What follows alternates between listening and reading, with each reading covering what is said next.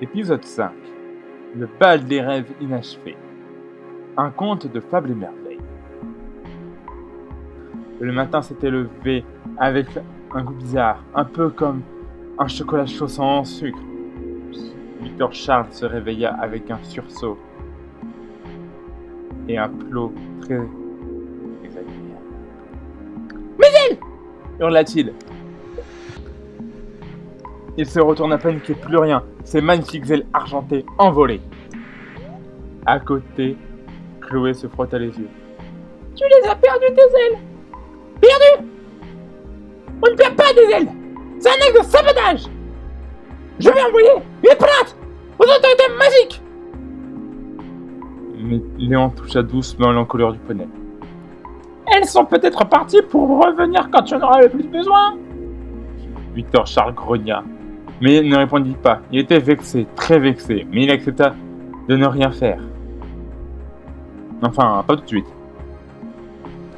Le chemin vers le bal des rêves inachevés était long, sinueux, glissant. Littéralement, un tapis de mousse rendait tout déplacement impossible. On n'y arrivera jamais, soupira Léo. Théo plutôt, c'est lui qui soupira.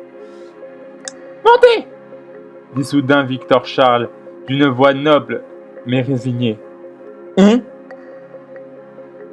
Tous, montez.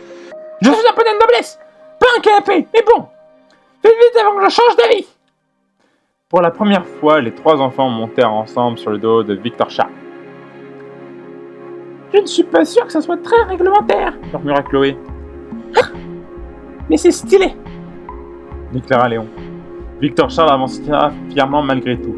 Il n'avait plus ses ailes, mais il portait ceux qu'il aimait. Arrivé devant le bal des rêves inachevés, une grande porte faite de brume et de musique s'ouvrit.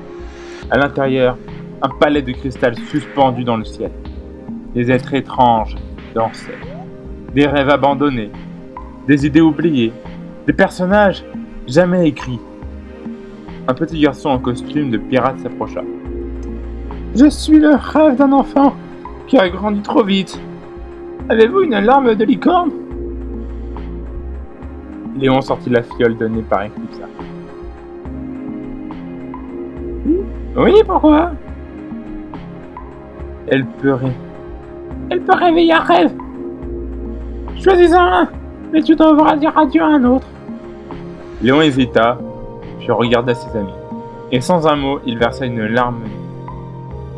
larme sur une petite silhouette assise dans un coin, un cheval en peluche, tout usé. Le cheval s'éveilla, grandit, devint lumineux. C'était Rayo, le rêve d'un enfant qui croyait pouvoir voler à dos de cheval. Tu as choisi le rêve de l'amitié, et tu l'as laissé partir. Tu as laissé partir le tien, dit doucement le garçon pirate. Léo sourit tristement. Victor Charles baissa les yeux. Il avait compris.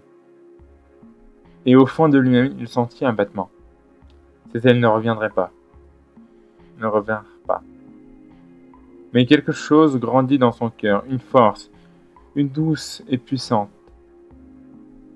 Mais il n'avait plus besoin de voler. Il était devenu le cœur volant du groupe. Et quand ils sortirent du palais, le ciel s'ouvrit sur un nouvel horizon. Un murmure les guida. Dernière épreuve, ou avant-dernière, suivant vos choix.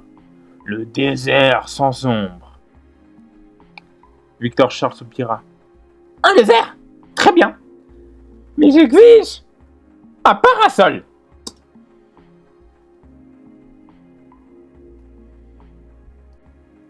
Abonne-toi.